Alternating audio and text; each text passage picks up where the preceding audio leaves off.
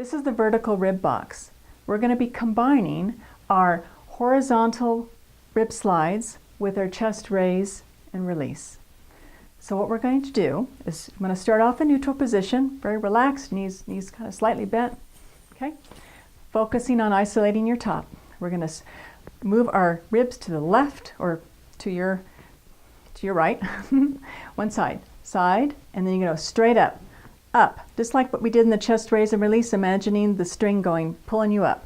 Then we're going to go to the other side, and then we're going to go straight down. We're making a box. So just imagine a box in front of you. Side, up, side, down, side, up, side, down, side, up, side, down.